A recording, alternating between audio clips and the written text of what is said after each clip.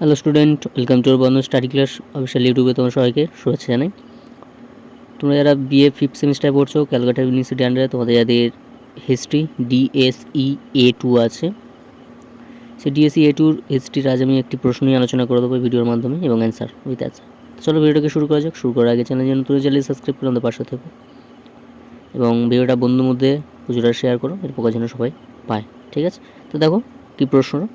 এই প্রশ্নটা কিন্তু তোমরা 2024 সালে যারা এক্সাম দেবে ফিফথ সেমিস্টারে, তোমাদের অত্যন্ত গুরুত্বপূর্ণ। দেখে নাও, প্রশ্নটা বলছে যে 1871 থেকে 1914 পর্যন্ত সময়কালকে কি সাম্রাজ্যবাদের যুগ হিসাবে অভিহিত করা যায়? অথবা দিয়ে এই প্রশ্নটা ঘুরিয়ে দিতে পারে যে 1871 থেকে 1914 সালে মধ্যে এশিয়া ও আফ্রিকাকে ইউরোপীয় উপনিবেশ বিস্তার ব্যাখ্যা করো।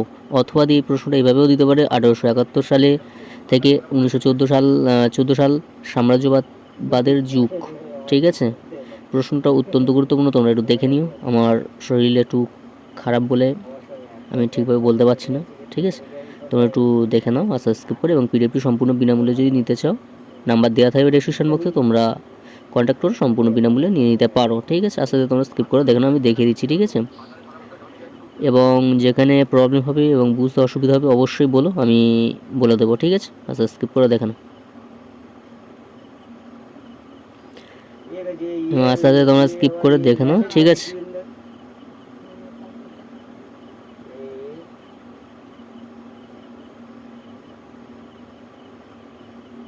এই ছিল তোমাদের এই প্রশ্নটির অ্যান্সার। আমি আলোচনা করে দিলাম, পয়েন্ট অনুযায়ী দেওয়া আছে, খুব সুন্দরভাবে গুছিয়ে দেওয়া আছে প্রশ্নটা, দেখলাম এবং তোমাদের সামনে আলোচনা করে দিলাম। পিডিএফটি সম্পূর্ণ বিনামূল্যে নেওয়ার জন্য ডিসক্রিপশন বক্সে নাম্বার দেওয়া থাকবে, পারলে কন্ট্যাক্ট করো, সম্পূর্ণ বিনামূল্যে পিডিএফটি নিয়ে নিতে পারো। তাই যেখানে শেষ করলাম, তোমার সব ভালো থেকো, সুস্থ থেকো, বন্ধু স্টাডি ক্লাস সংযুক্ত থেকো, চ্যানেল সাবস্ক্রাইব করে পাশে থেকো। দেখা হচ্ছে পরবর্তী শাসন ভিডিও।